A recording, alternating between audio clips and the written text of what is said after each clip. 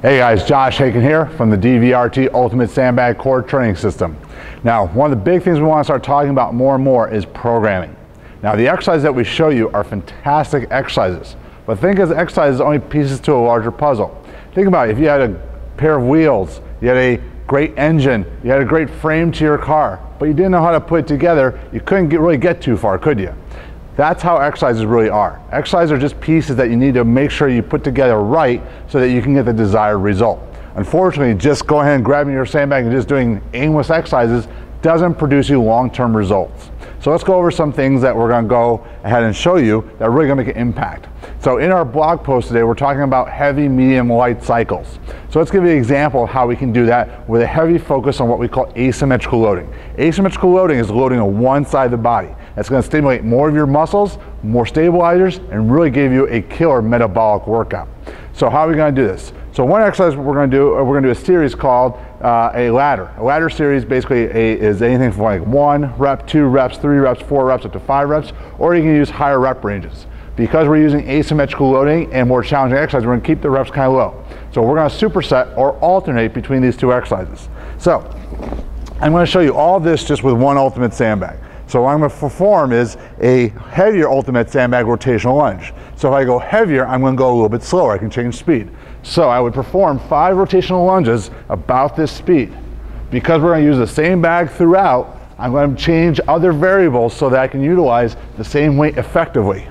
So we perform 5 reps one side. Then what I'm going to do is I'm going to do an offset grip, clean and press. Offset means I'm going to roll up the side of one side and grab the handle here.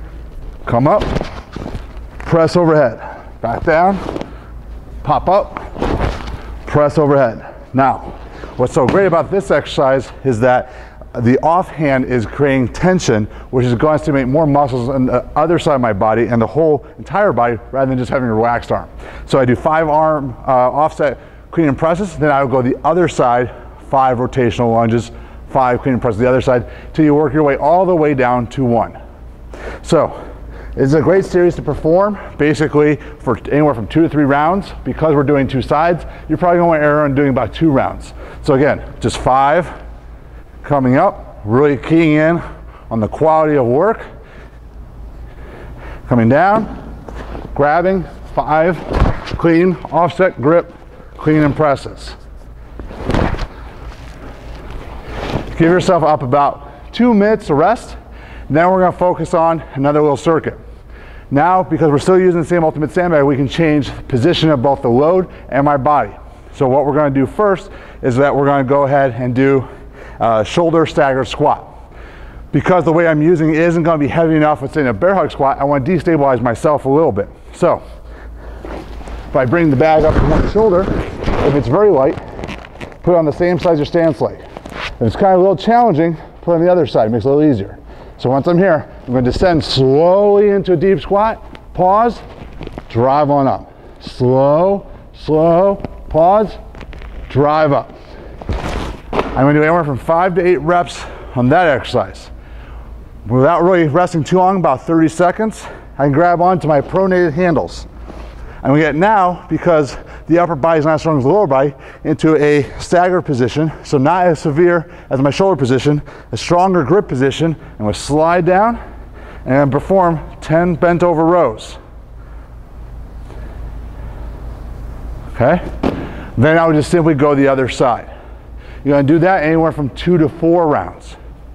Finally, what we're going to do is we're going to go ahead and get into a combination of asymmetrical loading and rotational pattern. So what we're going to do is a rotational high pull. We're going to combine that. So if I get to my rotational high pull position, hinge back, pop up and over. So the asymmetrical position this time is purely where the weight starts and I'm on one side of my body. So down to one side, popping up and over, back over. Now, because this should be a more powerful drill, I should be able to handle more weight, we're going to do about 10 to 12 repetitions each side, but never let your weight alter your quality or your technique. Finally, I can get down in a kneeling position, and what I can do is I can do an offset curl. So coming up like so. The nice thing again, if I want to take away a little bit more weight, if it's too heavy, grip it in a little bit more. If it's pretty light, let more of the weight onto that side. So now, by kneeling, I've taken some joints out of the equation and made it harder. If you need to do it standing, or do slightly staggered, you can too. So do rotational high pull again, go to the other side for about 2 or 3 rounds, and you got this incredible workout. I'm going to post the workout on our blog at dvrtfitness.com, but I hope this helps you see how you can design effective and meaningful programs, and we're going to continue this week and show you some other ways to construct really some innovative ultimate sandbag workouts.